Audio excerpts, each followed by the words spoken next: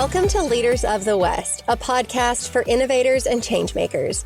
I'm your host, Jessie Jarvis, the founder of the West, and I'm sitting down with agriculturalists, entrepreneurs, executives, and everyone in between with the goal of digging into the strategies, mindsets, and lessons that have been crucial to the success of ag and Western.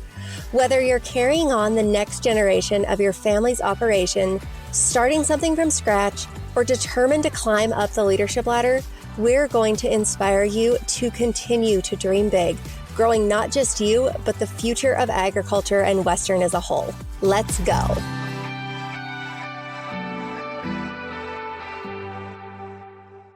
Hey, are you on the hunt for someone or something specific in our industry? Maybe you need a sale graphic built for a horse you're selling. Maybe you're looking for a bookkeeper who understands farm and ranch finances. Maybe you need a promo video built for your company, a website refresh, a business consultant. Whatever it may be, you can find all of those and a whole lot more inside of the West's directory. It's the only place online where you can connect with freelancers and contractors who are all based in the agriculture and Western industries. You don't have to explain the nitty-gritty details of our industry because they already understand it. You can search by category, location, type of program they need to work in. Any way you can think of needing to search and finding somebody, you can do it. I promise life just got a little easier. To get started, you can go to ofthewest.co/directory. Welcome to this week's episode of Leaders of the West. You guys typically know that I give you an introduction to the guest while the guest isn't on, just because nobody wants to sit there and listen to somebody say kind things about themselves. It's so awkward for all of us, but that is not the case today because I'm sitting here right now. I can see her, Hope Brandt. So to give you kind of a backstory of how Hope and I met, we both attended an event back in July in Denver that was sponsored by the Beef Checkoff. And Hope is a registered dietitian. And so it was an event that brought together ranchers, people from the dietitian and nutrition side of the world, food bloggers, and it brought us all together in a room for 3 days. And we got to ask one another questions. And it was a really, really cool experience. So Hope and I started chatting. And then she asked me, she said, "Hey, does Jill Carr produce your podcast?" And I was like, "Yeah, she does." And Hope was like, "Well, she produces mine too." So Hope, you're from Oklahoma. We met randomly at an event. We have the same podcast producer. Here we are. But we had this bright idea to interview one another.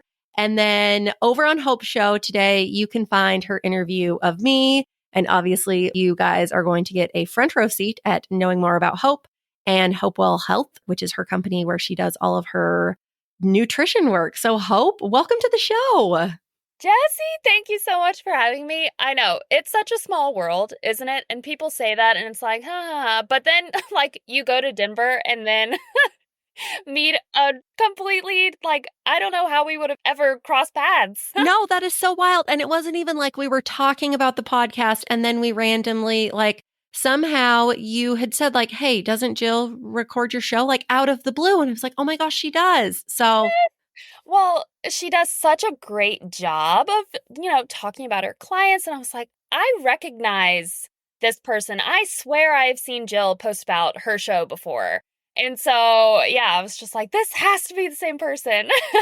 oh, well, here we are. So Hope, to kick things off, tell us a little bit more about you. You actually grew up with the career of, you were in communications. So you then flipped from communications to nutrition.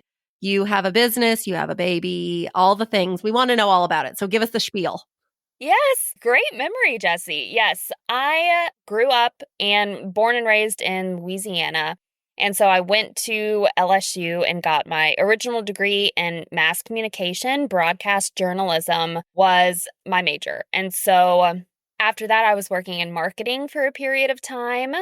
And the 9-to-5 life and working for someone else was just sucking my soul out. And so it was like, okay, I have got to find something that I'm passionate about that also allows me to make my own schedule, work for myself, work for things, and to do things that I feel like truly has a meaningful impact. And so I went back to school to be a dietitian, and now I work all online with nutrition clients and do nutrition education. And this is going to sound so cheesy, but I'm living the dream.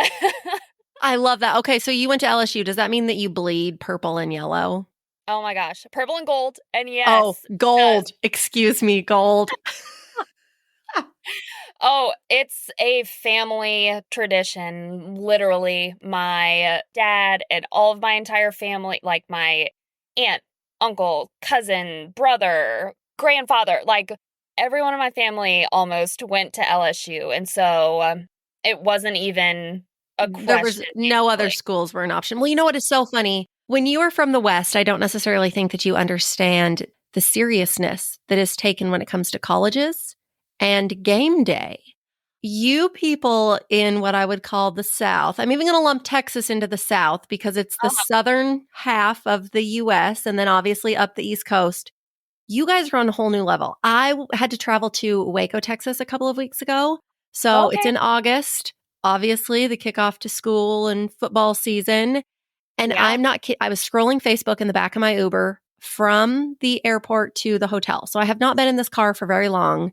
And I am already getting ads served to me in my Facebook newsfeed about where I can buy specific game day colors, like Mhm. for the TCU Horned Frogs and the Longhorns and all. And I was like, holy cow. I mean, obviously, it's based on the tower that your phone is obviously connected to. Like, it's a location based ad, but we do not get game day wear ads in Idaho. I can tell you that. And then the other thing that I'm going to offend every Texan listening to this, it is really difficult to keep up. Like, are you the maroon team? Are you the orange team? Are you the purple team? Like, I don't know any of them apart. And I'm always so nervous anytime that I have to speak to, because I do speak a lot to like college groups from Texas schools. And I am always so paranoid that, like, oh, you are the red school. And I'm actually going to accidentally going to wear Longhorn orange on the call. Cause again, they take those seriously. Oh my gosh. So seriously. I just wear white for every interview. I always wear white. Yeah, yeah. Exactly. It's safe color. It's everybody's accent color almost. So you're good. You could be cheering for anyone. Yeah, and especially in Louisiana, if you ask someone what their favorite season is, they're gonna say football season or Mardi Gras or crawfish season. We have different seasons down there. Aside from LSU, what other schools are even in Louisiana?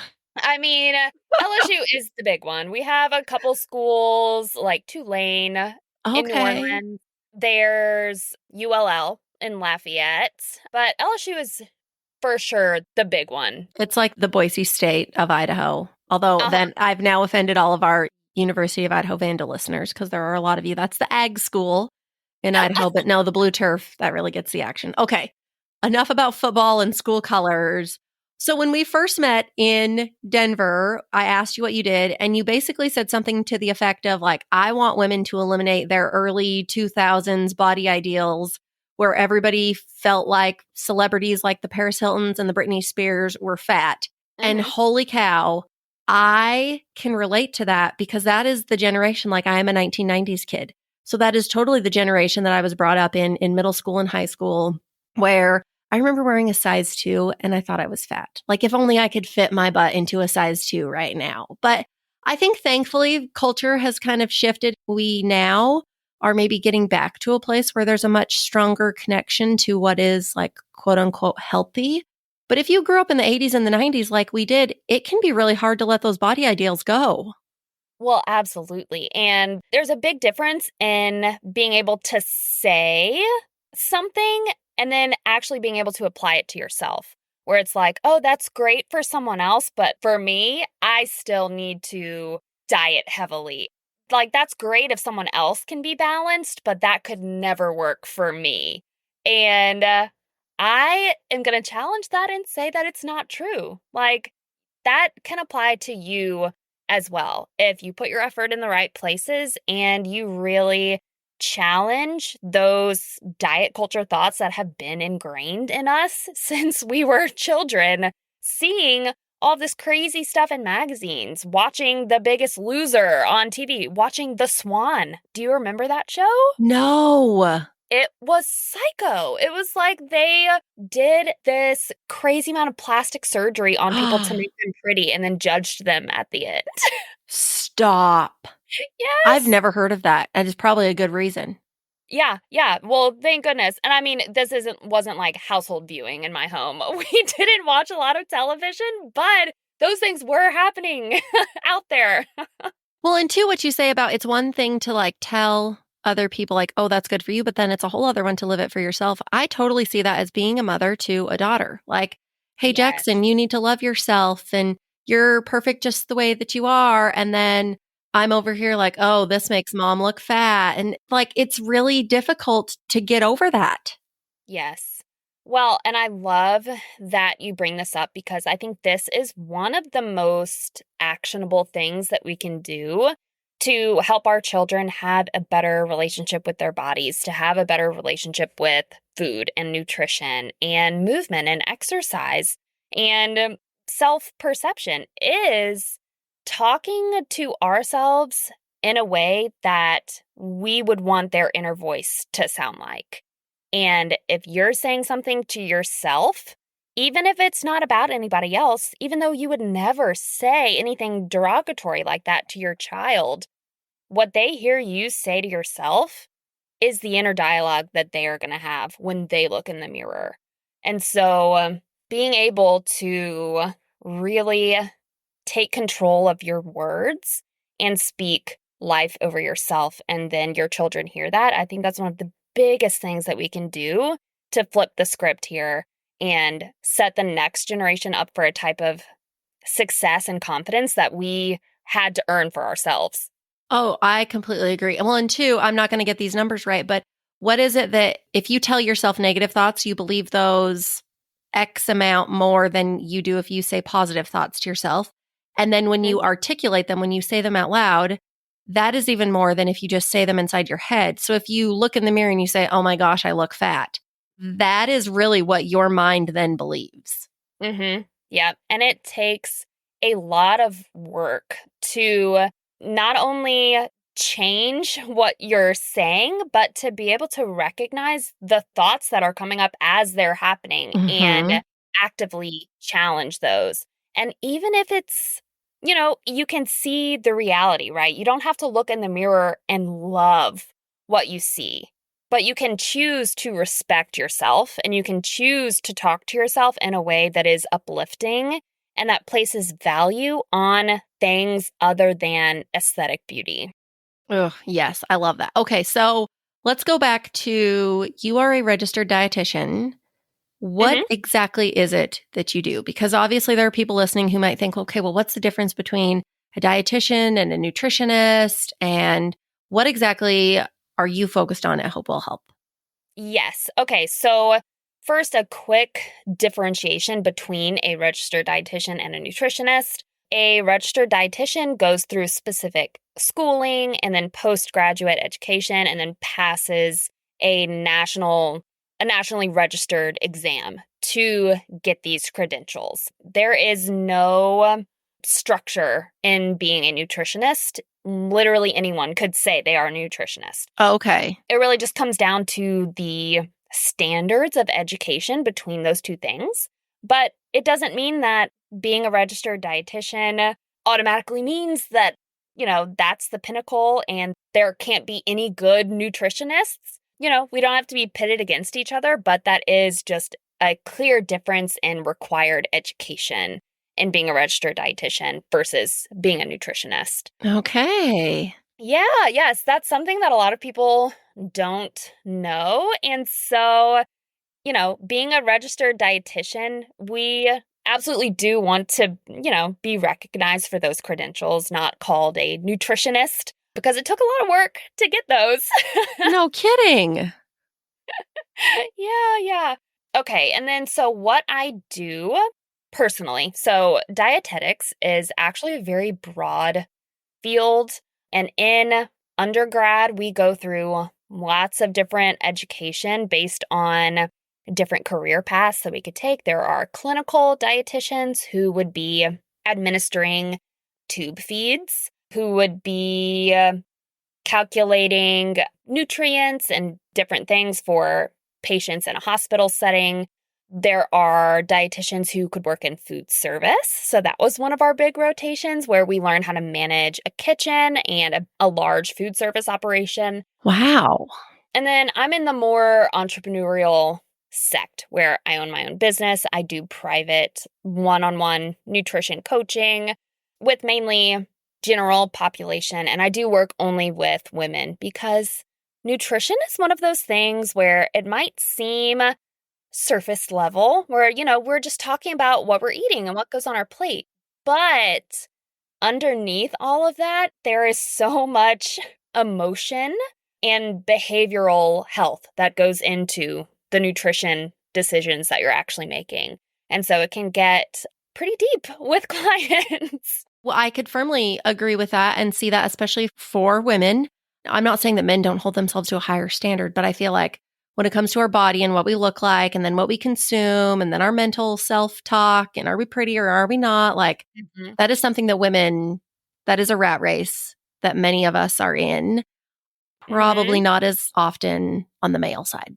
Yeah, for sure. Well, and I mean, you can just look at what women have been taught to value, and that is beauty and how we look versus maybe what is valued in men, which would be leadership qualities or strength or, different personality traits that, kind of create a disparity in what women deal with as far as body image versus what men deal with. And there are absolutely guys who deal with body image issues, who deal with disordered eating or even eating disorders. But I think it is a lot more prevalent in women, just kind of based on the unrealistic beauty standards that are, very prevalent in our society today. I mean, just thinking about aging in general kind of comes to mind where,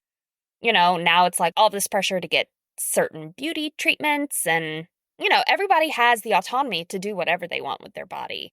But I hope that it's a personal decision and not something that you feel pressured to do. Exactly.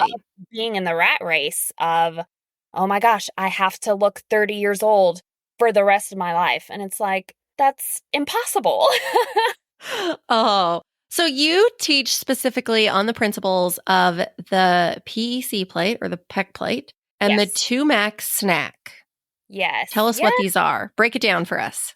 Yes. Okay. So these are 2 frameworks that I use to teach balance, nourishment, and satisfaction in our nutrition. I actually am in the process of getting both of those trademarked. So these are frameworks that I've come up with that I teach my clients. A PEC plate stands for protein, energy, and color. And so those are the 3 components that create a balanced, nourishing, and satisfying meal. And then a 2 max snack is just kind of a catchy way to remember to make a balanced snack with at least 2 different macronutrients. So the 3 macronutrients are protein, carbohydrate, and fat.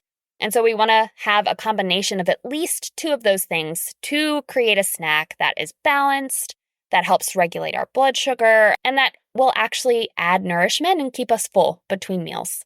Okay, so let's talk about the PEC plate. Protein, energy, and color plate. Like, what's your ideal protein, energy, color plate? Okay, so there are a few PEC plates that are my absolute go-tos. And I am not just saying this because I'm talking to a cattle rancher, but steak, potatoes, and like some sort of non-starchy vegetable, you literally cannot go wrong. Like, that is just such a nutrient-dense, satisfying meal to me. Obviously, I'm a steak and potatoes type of girl. I was going to say it's because I'm an Idaho rancher, right? That's why we pick steak and potatoes. But there's some, and look, I'm going to talk about potatoes again, but like a stuffed sweet potato with buffalo chicken and then some like broccoli on the side. Really, we're just looking for a lean protein, which is our protein component. Energy, we're looking for starchy carbohydrates and a fat source. And then color, we're looking for fruits and vegetables. And so if those 3 components are there, you're doing a pretty good job of probably getting enough balance between macronutrients and getting enough micronutrients as well from those fruits and veggies and the whole foods protein source and energy sources too. Okay, so now break down the two max snack. You had mentioned that you want these not just to be focused on like, okay, I want a high protein snack or I want a high fat snack. You want two, either protein, fat, or carb. Throw out some options of what is your favorite two max snack to recommend to people. Yes. Okay. So with these three combinations, we have protein and carbs, protein and fat, or fat and carbs. So I can just do one of each of those.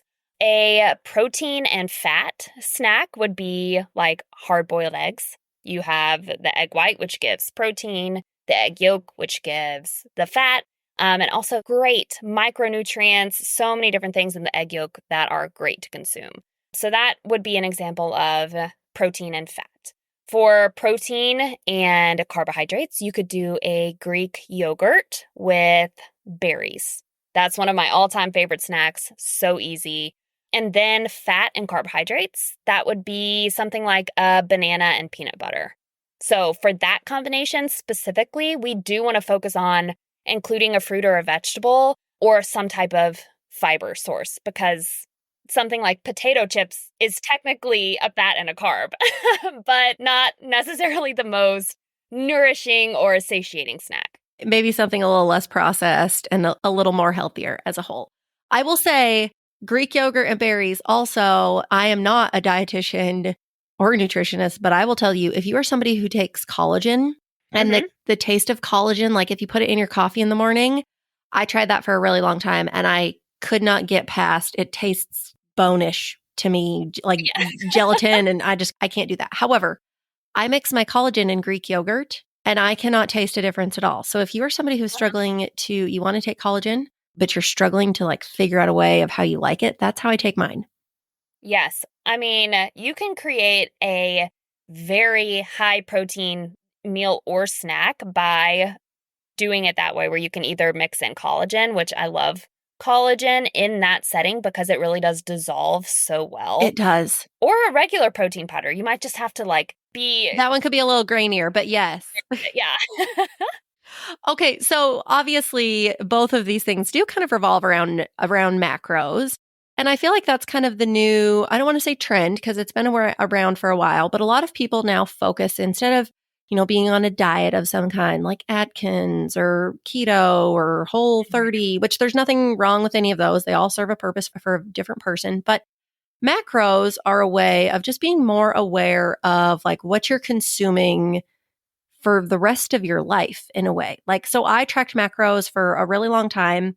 And I am a firm believer in that process because it's not a diet. It really is like a lifestyle change in the sense that you are so much more aware of what you are consuming. So now I don't actively track macros, but I can tell you just about everything that I've consumed in a day and add those up because I'm aware of those macronutrients. So if somebody though is listening and maybe they're unfamiliar with the process, what exactly is like counting macros? How does that work? What are the benefits? Yes. Or maybe some of the cons too. Okay, no, I love this question. And macro tracking is a tool that I implement with, I would say, a majority of my clients, because just like you were talking about, it is a tool. And once you have that knowledge, you can implement those things far past the time that you are actually taking the time to track. It's like once you know, right? You don't ever lose that information, which is really helpful for being able to create a sustainable diet that gives you all the nutrients that your body actually needs. So, tracking or counting macros is a type of calorie counting. It's just a lot more specialized in the sense that we can be a lot more efficient in producing specific results when we're looking at where our calories are coming from. So, protein, fat, and carbohydrates, the three macronutrients, those are the things that contain calories. Micronutrients are just along for the ride. They don't offer our body energy in the form of calories. So when you're tracking calories, and we can break it down into these three subcategories of protein, fat, and carbohydrates, we can make sure that we have your protein target set to a point where you're actually eating enough protein to maintain muscle mass, We can make sure that you're eating enough fat and carbohydrates to provide your body enough energy throughout the day to help your body with hormone production. Eating enough fat is super important for that. And we can create a diet that yields the macronutrient distribution that helps create positive body composition change. And so body composition is your ratio of lean mass to fat mass. And so how many of each type of macronutrient you're eating throughout the day, how many grams of each macronutrient you're eating throughout the day can influence whether your body is going to be leaner with more lean mass or whether you might have more fat mass due to probably overeating carbohydrates and fat. Well, and I thought that something that was also really interesting is, let's say you and I, we both eat, or round number here, 2,000 calories a day. Mm-hmm. If you and I are also then going to eat the same macros as well, the amount of protein, the amount of fat, the amount of carbs, my body may respond completely different to the way your body does, even though we are eating the exact same things.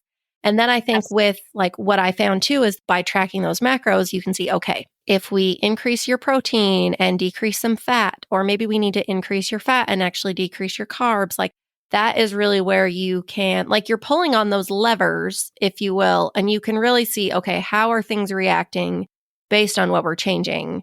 And not just as focused on, okay, you're going to eat this many calories a day. Well, what are actually in those calories? Exactly. It's super important. No one has to do this. But if it's something that you're interested in, it is really beneficial to have this knowledge to, just like you were saying, be able to create a macronutrient distribution that works for you within the umbrella of what we know creates positive health outcomes. So everyone needs to be eating enough protein if we want to maintain our lean mass. But that might change where we need to fall in that spectrum if someone is not as active versus someone being very active. Same thing for fat and carbohydrates. If someone is doing a lot of high intensity exercise, they probably need higher carbs than someone who's not doing a lot of high intensity exercise. Oh, okay. So let's say somebody wants to be a healthier version of themselves, whatever that means to them. For some people, it may mean gaining weight. For others, it may mean losing weight. For others, it may be gaining muscle. That definition is going to be different for everybody who is listening. But where are some places that people can start, or maybe some easy like tips or tricks that can get somebody headed in the right direction? Yes. Okay, so we're going to go for the lowest hanging fruit first. Love that. Pun intended. And if you are not consuming at least 5 servings of fruits and vegetables per day, start there. That is going to be the biggest thing that has an impact on your overall health. That is the threshold where we start to see decreased disease risk due to eating those plant foods, getting those vitamins and minerals from fruits and vegetables. So 5 servings of produce per day. And that looks like, a 1 medium-sized piece of fruit. That's a serving of produce, half a cup of cooked vegetables, half a cup of cut fruit or berries, and then 2 cups of like dry greens. Like lettuce or some kind of, okay. Yep. So I know that might sound like a lot for some people. That might be like, oh, that's bare minimum for others, right? It just depending on where you fall on that spectrum. But I think that's the first place to start. And you can do that by just asking, how can I add a fruit or a vegetable to this meal or snack? And literally just start there. Well, I think too, like if you're somebody who eats eggs in the morning, you can really easily add spinach and tomatoes and red onions to your scrambled eggs or egg whites to make it more of like an omelet style, but without the actual, like the difficulty of folding this thing in the perfect half circle to make it an omelet. Or adding fruit. Become scrambles. Yeah. Yes. Or adding berries of some kind to your Greek yogurt, any kind of cooked vegetable at like a dinner, let's say. Yeah. What are some other easy, quick? Yeah. Well, I think it's really important to point out here that frozen and canned can absolutely be a part of your diet. If buying fresh things either just really aren't available, or the labor that would go into washing, cutting, preparing, blah, blah, blah, all of that stuff. Like if that's overwhelming to you, start with frozen and literally pop a bag of frozen broccoli in the microwave, and that's your vegetable for dinner, right? It does not have to be super, super complicated. And fruits and vegetables that are frozen are lots of times maybe even more nutrient dense than the fresh versions because they are picked in peak season and frozen at that time. So you are getting those fruits and vegetables when they are at peak ripeness. Like their fullest potential. Yes, with peak nutrients. Yep. Okay, so we want 5 servings of produce, fruit or vegetable a day. What's our next low hanging? Yes, the next thing that I would look at would be protein intake. And I know everyone, it feels like, is talking about protein now. Which I personally love. I love that people are talking about protein. We finally turned a corner. It's very, very important. And I think it goes into, hopefully, because we are coming into this point where a lot of people are focusing on being strong versus being skinny, which I think is amazing. But looking at protein intake, and if you're not someone who wants to count or track or do anything, you do not have to. A really easy way to just kind of eyeball protein intake throughout the day is using your hand. So if you get about 3 open-sized palm portions of protein throughout your day, then you're probably getting close to that ideal threshold of protein for you. And using your own hand makes sense because it is personalized to your body size. A petite woman needs a lot less protein than like a 250-pound guy, right? So, and hopefully he has larger hands than she does. One would think, right? It's not perfect. Okay, I'm sure there's some outliers. If you have small hands, you're going to know about it. I think you'll be fine. So, and I've kind of heard, which I feel like this is, again, kind of because this protein conversation is one that seems to be happening more and more. I have also heard that another rule of thumb, which I kind of am asking you, like, is this myth or is this true, is eating your body weight in protein, in grams of protein a day, not your body weight in protein. I'm not eating 145 pounds of protein. I'm going to eat 145 grams of protein. And I guess I just told the world how much I weigh, but here we are. I like that people are talking about protein, but that also seems like a lot of protein. Yes, exactly. So that is on the upper limit. Like that is the upper limit of protein intake that would be needed to see muscle increase. And building muscle requires not only that you're eating enough protein, but that you're getting appropriate stimulus to the muscle as well. So it requires resistance training in a way that loads the muscle enough to where you're breaking down that tissue and creating the stimulus of growth. And then the protein comes in and rebuilds that muscle. So you need both of those things for muscle growth to happen. And eating 1 gram per pound of body weight of protein is where we see maximal benefit of protein intake for muscle growth, if that makes sense. No, that totally does. That is as much as you would ever need to consume in a day. That makes sense. Yes. So it also is on a scale, though, because that's contingent on body composition and lean mass. So if you're a very lean person and you're resistance training, then eating 1 gram per pound of body weight would probably be achievable and would probably be beneficial in helping you build muscle. I'll use myself as an example as I just went through kind of a body recomposition process. In the postpartum period, I had my daughter last June. And so from that point, I was tracking macros and actively trying to build and maintain muscle and lose fat mass. So my protein target when I first started that journey, like 2 months postpartum, I was at a much heavier weight than would be achievable for me to aim for protein intake. Right. No, that makes perfect sense. Yeah. So I'm not going to, no one, unless you're a pretty large dude who's an athlete, football player or something. Well, that's, again, I'm kind of thinking back to this 250-pound man with the small hands that we were talking about. 250 grams of protein in a day. That's a lot. It is a lot. And most guys probably will need to eat more. More than a woman. More than a woman, yes. But it still is proportional to your body size and your lean mass. So as you work your way into a leaner physique, it's probably going to be closer to that 1 gram per pound of body weight. But if you have a lot of mass to lose, then you're probably going to be closer to like the 0.75 times your body weight point for protein. So that's like the ideal range is, and for you, if you are at a place where like you have your phone calculator and you can just whip this out and do this. So that would be 108 grams of protein would be my lowest. And then 145 grams of protein, because I weigh 145, that would be my upper and my lower limit. Exactly. So anywhere within that range is going to be ideal for muscle maintenance and muscle growth. But if you're at a point where you're like really trying to push and, build muscle, then probably being at that upper limit is beneficial.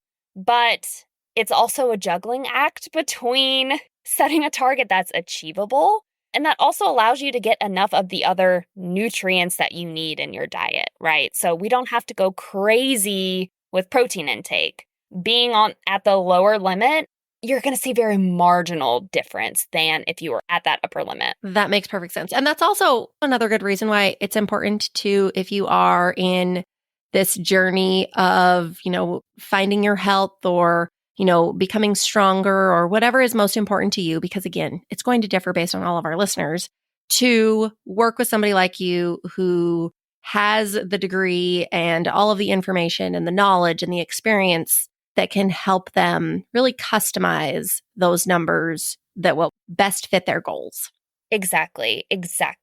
And, there's other things to consider with eating higher or lower amounts of different macronutrients. And protein, for example, it also is the most satiating macronutrient. So maybe even if, we really only need to get to that point, your body weight times 0.75 point to be in the ideal range, maybe you have better adherence and you feel fuller and better if you are eating a little bit higher protein. Or maybe you aren't feeling as satisfied with, having enjoyment in your meals if you're trying to eat that much protein and not getting enough carbohydrates or fat. So again, it really is about what is going to work for you. And there is wiggle room within those ranges for everyone to find the point where they feel the most successful and truly balanced in their own diet. Okay, I have a lot of other questions that I want to ask you, but I know we're probably getting a little tight on time. So first things first, because I do feel like this is most important, beef and babies. You are really passionate about not necessarily just beef, but protein and children. Mm-hmm. But yes. Obviously we're a little bit biased to beef here. Give us your recommendation for at what age you should start feeding protein to babies. I know we have a lot of moms who listen to the show. And then as their children age, obviously it can be hard to get your kids to, some days I feel like they have a bottomless pit and other days they will not consume anything. And that can be really tough when you're a mom. So give us the rundown on getting beef/protein in children. Yes. Well, beef specifically was one of my daughter's first foods when we started solids around 6 months. And we did baby-led weaning, which is a little different than, I know how, like, we grew up, my mother-in-law was like, what the heck are y'all are feeding her real food? And it's like, yeah, she can, like, it's okay. We have a process. But beef was one of the first things that we gave to her because iron in infants is so important, and they are more prone to be iron deficient. So making sure that we're eating those foods that are high in iron, and not just any type of iron, but specifically heme iron, which beef is a fantastic source of, is really important for their brain development when they're little. What's the best way? Obviously, we also did baby-led weaning. So if you are a mom and you're wondering, what is that? I definitely encourage you guys to do some research there. I personally felt like for us, our family, my children, that was the way to go. but what's the target for somebody starting at 6 months? Mm-hmm. Children can have beef. What's the goal for protein in a child? Sure. So, and I just did a podcast on this earlier. Their metabolisms, up until they're about 2, run 50% faster than an adult's metabolism does because they are growing so fast.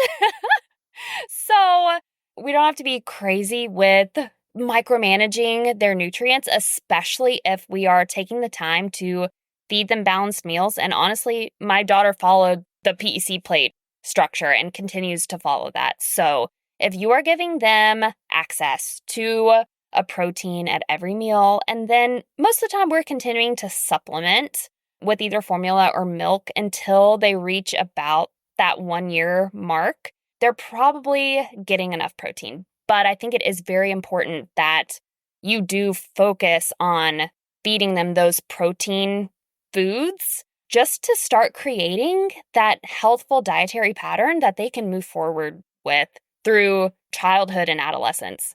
I have several reels on my Instagram of my daughter's real plates and things that she ate when we were going through baby-led weaning. And now she's 13 and a half months old, and she is just a fantastic little eater, but definitely goes through stages of being a bottomless pit. And this week is one of those times where she's like not eating. It's like, okay, I guess you're cool, but You'll let me know if you're not. You always do. Yeah. No.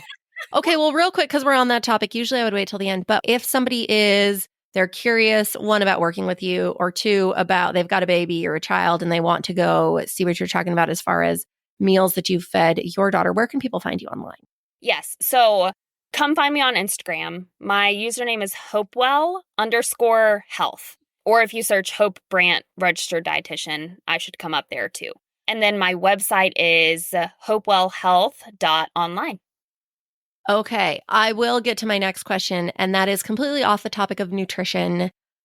I've never seen a dietitian with branding and imagery as cool as yours.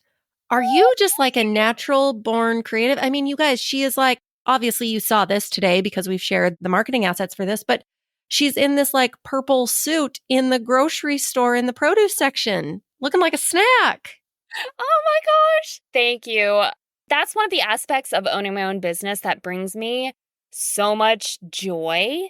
And that is one of the most fun parts for me are the visuals, the graphics. I do all of my own design and all of that. A friend of mine made my logo, so I did not make that. But yeah. No, your website is beautiful. All of the colors, there's like these different shades of green and they all look so different, but they go together and it's bright and cheery, but not like Lisa Frank bright. It is so good. I love it. Thank you. Thank you. Nutrition can be serious sometimes, and my goal is to make it as fun as I can. And so I just try, and I really want to give off like fun, welcoming, I'm going to say down to earth just because that's the only thing I can think of, but I'm not trying to compliment myself, but like relatable. Yes, exactly. Relatable. Yes. Okay, let's hit the rapid fire round real quick. We can't go without asking you these questions. We ask all of our guests these same questions. Number 1, what's the best piece of business or personal advice that you've ever been given? If anyone listens to my podcast, they have 1000% heard me say this multiple times. But one of the best pieces of advice I got, and that I thought of all the time when I went back to school to be a dietitian, is that the time is going to pass regardless of what you're doing. So that's not an excuse to not go after what you want, because you can wake up years from now and be closer to where you want to be, or you can be wishing that you would have started. Ooh, I'm all about the start today, not tomorrow mantra. Yes. So, okay, if you could give people any words of wisdom and you knew that they would take them to heart, what would it be? Oh, man. Okay, this is going to sound so cheesy, but I truly wish that people could believe how smart and talented and capable they are, because there is a purpose that is instilled in each one of us individually, and no one can live that purpose except for you. So if you have a passion for something in your heart, it's your responsibility to go out and do what you can to achieve that passion. Oh, you guys, I echo that. Holy cow. That was awesome. Amen. Hallelujah. Pass the plate. Yeah. Pass the PEC plate. Oh, I like that. Okay, if you could go to dinner with anybody, dead or alive, who would you pick? Oh, man. Oh, these are such good questions. Okay. I probably would have to go with one of my very early ancestors. So I am, and my daughter hopefully will be seventh generation that's raised on this piece of property in Louisiana. And so, like, my maiden name is Fitzgerald. I've gone to Fitzgerald Church my entire life. My one of the great great greats helped found that church, and there's just roads around the area that we live in with my last name on them, and so it's just such a special place to me, and I would love to meet the ancestors that like started the homestead of what we have now. I would just love to be able to go back and meet them. Oh, that is a long time. 7 generations. Yes. I mean, literally, I could be brought to tears just thinking about it because it's so, so special to me. And the longevity of that is not lost on me at all. It's a true privilege to be able to bring my daughter back there. Oh, okay. What is one quote that you lead your life by? Mm. Okay. As a recovering perfectionist, half-assed is better than no-assed. And that is the only thing that gets me out the door some days, is really embracing the fact that something is better than nothing. And that doesn't provide an excuse to not try your best, but it does just help to know that not everything has to be your best. Sometimes if you are like sending it out the door with 50% because that's all you have that day, that's still better than not doing it at all. I firmly believe that. And I too am a perfectionist or a recovering perfectionist, but sometimes just getting out there and getting it done. I mean, you can't go back and fix it later necessarily. You can build off of it and make it better, but Yes. you can always continue to edit and refine for sure. Okay, last question. Let's talk about favorite things. Do you have a favorite, like a podcast, a book, a program, product, some service maybe, something that's changed your life in some way that you think more people need to know about? Okay. Well, yes, actually I do have a favorite at-home workout program that I have used for years at this point, and I actually have provided some of their nutrition resources as well. It's called Evlo Fitness, EVLO, and one of my best friends is an instructor for them, and it is truly, truly incredible. The workouts are so efficient. All the instructors are physical therapists. So they talk about the biomechanics of the movements that you're doing.